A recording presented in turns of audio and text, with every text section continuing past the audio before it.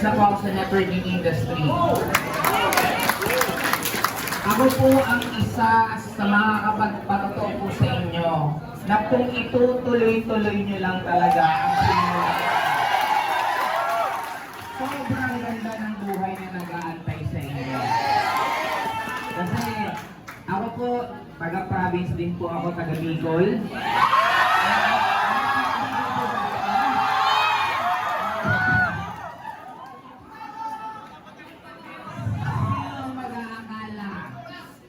Bago po ako ma-invite sa network marketing, kontento na po ako sa makainom lang po ng once a week. Ang iniinom pa po namin that time is gin pomelo. Alam niyo po ba yun? Tapos ang pulutan po namin yung karaoke. Para hindi po kami mag-away-away, tig-isa na po kaming karaoke para walang mag-aagawan sa pulutan. And minsan nakakatikim naman po ako ng manok na pulutan, depende lang pag may lumilipad na manok galing sa pulutan. Pag makatikim po ako ng beer, ang beer po namin, hinahaluan pa namin ng gin. Kaya tawag po namin, Beer gin! Kasi mamahal po magbumili ng beer eh. Parang bakit ko ito kinakwento sa inyo? Kasi ganun po kasimple ang buhay ko nung nagsimula po ako sa network marketing.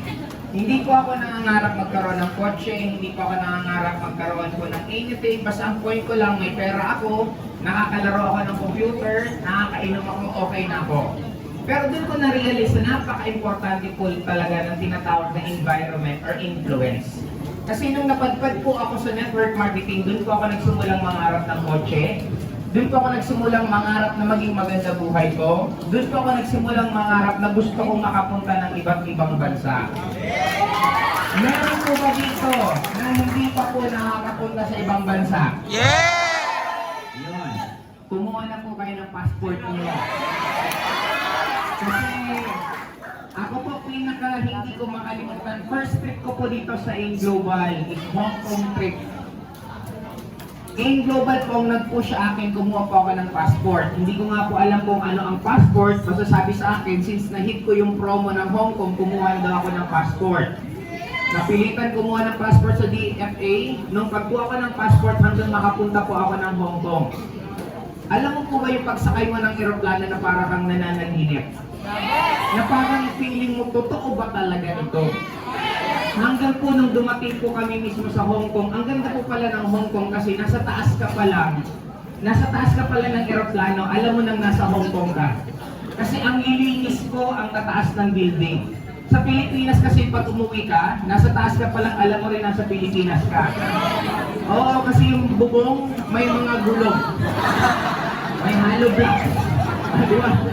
But seriously speaking, nung pagpunta po ng Hong Kong, since ako po, ang batang 90s po ako ay fan ng tinatawag ng Disney.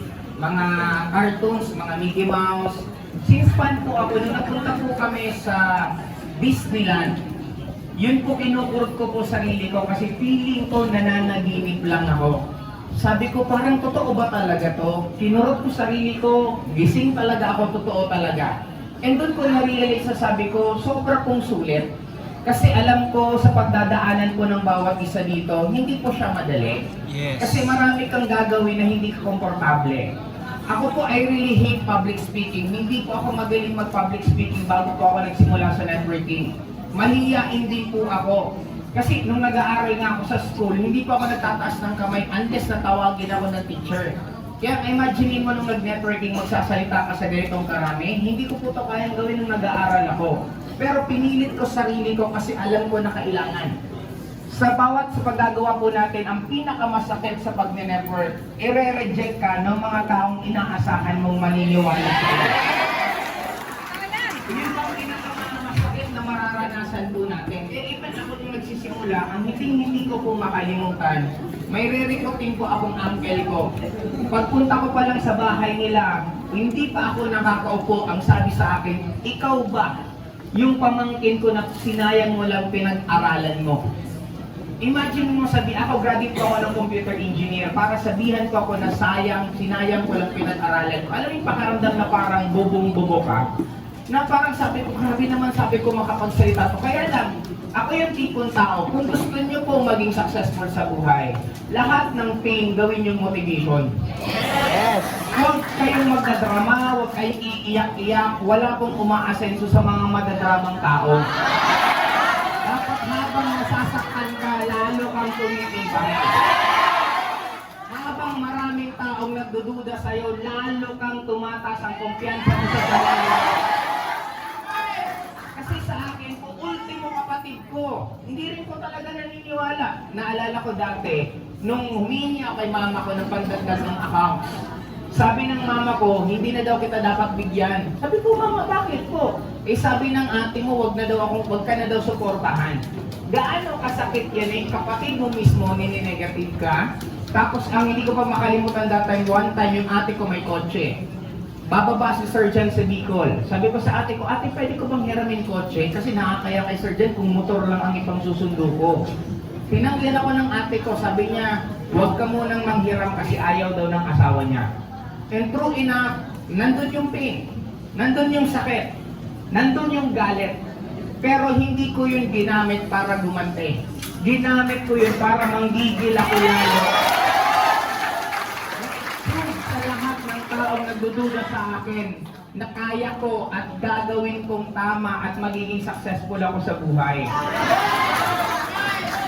Pag sinabihan kayong hindi nyo kaya, gawin nyo sa harapan niya mismo. At ulitin mo pa. Now, ang daming nagduda sa akin kasi matigas po ulo ko nung nag-aaral ako. Sabi sa akin ng mga teacher ko, pagka-graduate ko, kung hindi ako makukulong, mapapatay ako o makakapatay ako. Yun lang ang tingin nila sa akin. Ganun po kasi, makulit po talaga kasi ako kasi siguro, makulit siguro na nag-iisip. Kasi nung nag-aaral ako, hindi ko talaga makita paano ako pagpapayamanin ng mga tinuturo sa loob ng school. Ang Tama. daming subject na tinuturo, sabi ko, paano ba to? Paano ako aasenso dito? Di ba, history. Anong tinuro sa atin? Tinuruan tayo maging chismoso. Di ba? Kailan nabuhay si Rizal? Kailan namatay si Jose Rizal? Sino ang pinakaunang presidente? Sino? Pinagpuproblema mo buhay ng ibang tao. Kaya ang tawag doon, chismoso! Sabi ko, hindi ko talaga maintindihan kung bakit kailangan paulit-ulit pag-aralan ng buhay ni Rizal. Tama eh. Di ba, ang tagal-tagal na ng buhay ng tao. Hanggang ngayon, pinagpapakiusapan pa natin. Ang daming ibang tao pwedeng pag-usapan. Second, math. Hindi ko maintindihan kung paano ako papayamanin ng sine, tangent, cotangent. A squared plus B squared equals C squared. Di ba yung algebra na lang, hindi na nag-move on sa buhay niya, dinamay pa tayo. Di ba laging may hinahanap? Find x. Di ba laging hinahanap yung x niya, hindi na lang mag-move on sa buhay niya? Tama eh. Eh, basta may mga nagtatrabaho ba dito? Sa mga nagtatrabaho, ito lang naman ang equation. Income minus expenses equals utang. Hindi na umabot na sa tangent, cotangent, di ba? Yung pi, alam yung pi, anong computation ng pi? 3.16, tama ba Aileen? 3.14, di ba? Imagine mo yun. Now, ano ang point ko? Doon ko na-realize ang pagyaman, napakasimpleng common sense. Napakasimpleng common sense. Yung mga bagay na makakatulong sa'yo, yun ang gawin mo. Yung mga bagay na hindi makakatulong sa'yo, huwag mong gawin. Ilang milyon na Pilipino ang nagtatrabaho na walang nangyayari sa buhay nila? May tanong ako. Sabi sa akin ng mother ko, Joseph, pag pumunta ka ng Metro Manila, pag naligaw ka, magtanong ka sa 3 tao, huwag isa lang. 3 tao na hindi magkakasama, pag pare-pareho ang sagot, anong ibig sabihin? May kilala po ba kayo mga 10 tao na nagtatrabaho na hindi umaasenso? Yes! May kilala po ba kayo mga 100 tao, trabaho ng trabaho pero wala pa rin nangyayari? Yes! May kilala po ba kayo na milyon na Pilipino na trabaho ng trabaho na wala pa rin nangyayari? Yes! Eh bakit nyo papangarapin magtrabaho? Tama eh. May kilala po ba kayong taga-Indio Bay? Yes! Nagsimulang walang-wala, ngayon may kotse na. Yes! Nagsimulang hindi marunong mahiyain, ngayon makapal ng mukha. Yes! Nagsimula dati na halos hindi man lang nangangarap, ngayon may kotse na, may bahay. Yes! Woo! Anong ibig sabihin nun? Sabi nila, ang networking daw pyramiding. Ang tanong ko, ano ba talaga ang pyramiding? Ang yumayaman? Ngayon, no offense, sa mga alam niyong food chain, nakarinig ka man lang ba na isang janitor sa sobrang sipag maglinis, yumaman? Isang supervisor, ang galing mag-supervise lahat, tinitingnan, yumaman? Manager, napakasipag, yumaman? Now, anong point ko? Ano ba talaga ang scam? Ano ba talaga ang pyramiding? Paano masasabing pyramiding tayo kung sa loob ng 17 years, sobrang daming Pilipino ang binago ang buhay? Ito na lang yumaman eh. Yung dumagdag na lang ng kitang 10,000, 20,000, 30,000, 50,000 buwan-buwan. Anong tawag yon? Kaya nga para sa akin, kung meron totoong bayani, tayo po yun. Bakit? Tayo po nagpapabago ng buhay ng kapwa natin Pilipino. Kaya para sa akin, balik po tayo sa Hong Kong. First trip ko Hong Kong. Hindi ko makalimutan yun kasi ang kaya ko lang bilhin keychain. Keychain, tinitipid-tipid ko pa ng sobra kasi ang breakfast ko lagi sa hotel may libre po. Kaya ang ginagawa ko, yung mga pagkain sa breakfast, tinatago ko po, pagkain ko na yung buong araw. Para hindi ko ako gagastos para pambili po ng keychain. Pero sabi ko sa sarili ko, ito yung kahuli-hulihang mamamasyal ako at pupunta ako sa ibang bansa na nagtitipid ako. And true enough, it happened. Dami ko na pong countries na napuntahan. One time kami nila Carlo na sa Venice, Italy po kami. Grabe! Hindi ko ito makalimutan kasi habang kumakain po kami, ang order po namin, bawat isa halos nasa 10,000 piso isang plate. Grabe! 6 kaming kumakain, di almost 60,000 yung bill namin. Habang kumakain, sabi ko, grabe ang bilis ng panahon. Dati, ang pagkain ko po, yung chow fan, yung rice na may ulam sa 7-Eleven. Pag maka-order po ako ng 2 at may soft drinks, big time ako niyan. Pag medyo walang pera, isa lang. Or pag walang-wala talaga, itlog na lang ang bibilhin mo at maraming tubig na iinumin mo galing food court. Imagine mo, doon kami nagsimula. And yet, nakarating po kami sa iba't ibang countries na hindi na po kami nagtitipid. Nung ako, hindi pa po networker, pag bibili po ako ng damit, pupunta ka ng mall. Ang brand ko po, pen shop or bench. Pagpunta ko doon, grabe ang ganda ng damit, 300 pesos, 400 pesos. Bibilhin ko to. Uwi ka na naman ng bahay mo. Nangangarap ka, tatrabaho ka, magsusinikap ka, mag-iipon ka. Pagbalik mo na naman sa mall, grabe, bibilhin ko talaga to. Yung alam mong inaabot ka ng mga ilang buwan para makabili ng isang t-shirt. Siguro sa isang taon, mga makabili kang 2-3 damit. Grabe, ang yaman mo na noon. Ganun po ako nagsimula. Nung nag-network po kami, trinabaho, umaga, hapon, gabi, hindi namin iniisip lahat ng tao kung sino kausapin. Present dito, biyahe doon. And yet, dumating po sa point na pag nasa ibang bansa kami, pag nag-shopping kami, tumitigil kami kasi hindi na po namin mabuhat yung mga pinamili namin. Ito, hindi po to Adidas, hindi po to Nike, kung hindi, mga LV, Gucci, pinaka-high. Imagine mo kung gaano kabilis. Nung ako po nagsisimula mag-network, lahat po ng ex ko nang hindi tumutulong at sumusuporta sa akin, break. Kasi kung karelasyon kita, bakit hindi mo ako susuportahan? Kaya karelasyon ang hinahanap ko, kakampi, hindi kaaway. Kaya lahat ng naging ex ko, pag hindi sumusuporta or negative, break. Ang dami-daming babae. Bakit ko isa-sacrifice yung pangarap ko para sa'yo?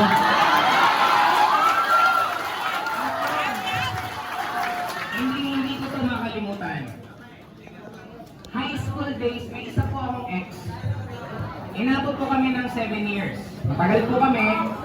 Tapos sabi niya sa akin, kasi namamasada po ako jeep noon, tuwing gabi, kukuha ko ng boundary ng jeep namin, tapos mamamasada ako. Eh sabi niya sa akin, huwag ka nang magpasada. Pagkatapos mong kunin yung boundary, punta ka na lang dito ulit sa bahay, magkwentuhan na lang tayo. Sabi niya, hindi naman sa akin importanteng mayaman ka, basta ang importanteng magkasama tayo, masaya na tayo. Alam ko, sagot ko sa kanya, sabi ko, nasasabi mo lang yan kasi may kinakain pa rin tayo pag uwi natin sa kanya-kanya nating bahay. Yung magulang mo may trabaho, yung magulang ko may source of ng business, pareho tayo may makakain.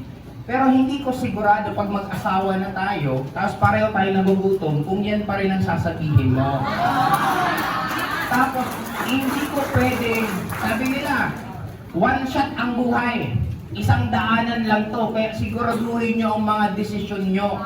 Kaya sabi ko, kung isasakripisyo karir ko para sa'yo, anong assurance ko na pag tumanda tayo or mag-asawa na tayo at nagugutom ka at biglang may manligaw sa yung iba, anong assurance mo na hindi mo ako ipagpapalit? Di ba, mas kawawa naman ata ako, igigibak ko yung karir ko para sa pagmamahalang sinasabi mo. Tapos pagtanda natin, biglang nahirapan ka, napagod ka, may nanligaw sa'yo may pera, iniwan mo ako. Di, iniwanan mo na ako, wala pa akong karir, di kawawa lalo ako. Diba? Sabi nila, hindi importante ang pera, kalokohan yan. Mas masarap iwanan ka kung marami kang pera kaysa sa walang pera.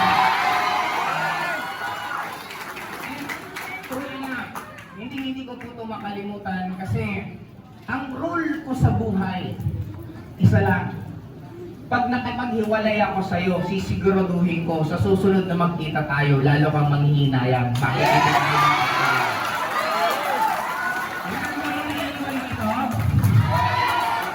siguraduhin mo lang na pag nakita ka nung nang iwan sa'yo, manghihinayang.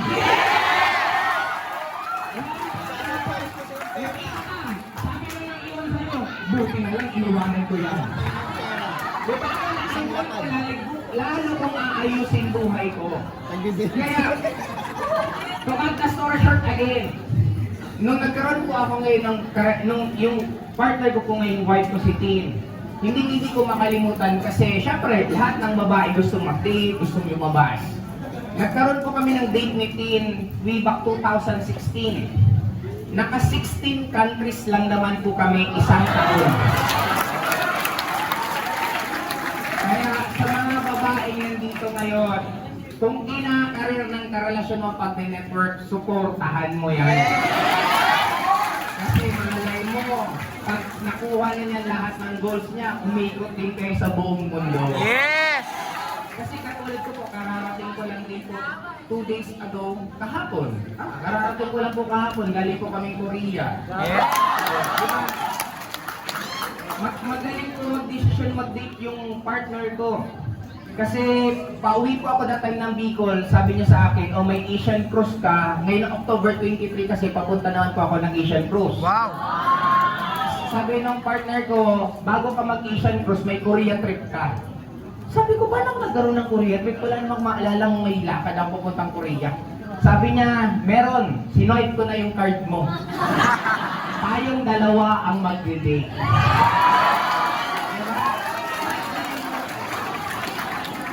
Kaya sa inyo pong mga nagsisimula, okay lang magutom, okay lang mapagod, okay lang mapuyat, okay lang pagtawanan, okay nga lang sabihin tayong baliw tayo eh. Tama! Kasi diba, ano ba ang definition ng baliw? Ang baliw, may nakikita na hindi nakikita ng ordinaryong tao. Dito ba yung sa labas ha? May nakikita sila, kayo, gumagalaw-galaw sila mag-isa, tumatawa mag-isa, kasi nga, baliw sila eh. Tayo po, baliw din tayo.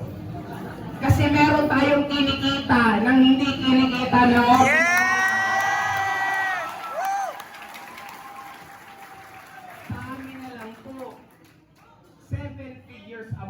Simula pa 2009, kumikita na ako ng 7 figures a month. Hanggang ngayon. kinikita ng ordinaryong tao. Sabi nila, ikaw Joseph, sinayang mo lang pinag-aralan mo. Bakit ka nag-networking? Bakit hindi mo ginawa yung course mo? Tulungan niyo akong sumagot kung nasayang ba talaga yung course ko. Hindi! Ngayon, 40 kami magkakaklase. I-add niyo po lahat ng sinisweldo nila sa oras na to. Isabay niyo pa pati sweldo ng mga teacher ko. Hindi po sasapat lahat ng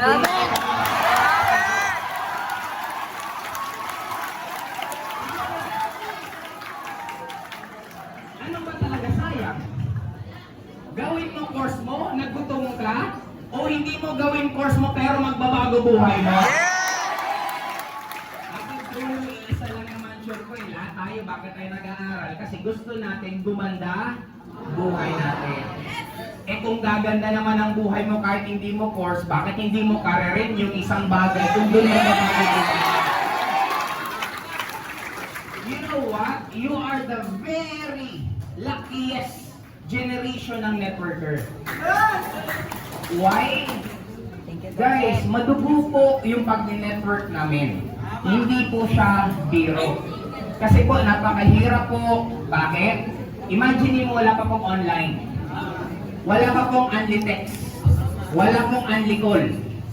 At ang market po namin, yung pwede mo lang puntaan sa bahay mo. Pero ang napakaganda ngayon, ibang-iba na.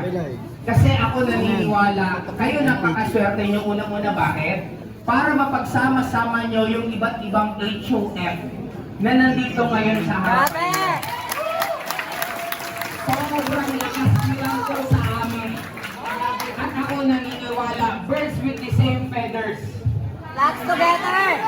Bakit kami nandito? Kasi naniniwala kami na ang susunod na mga top earners manggagaling.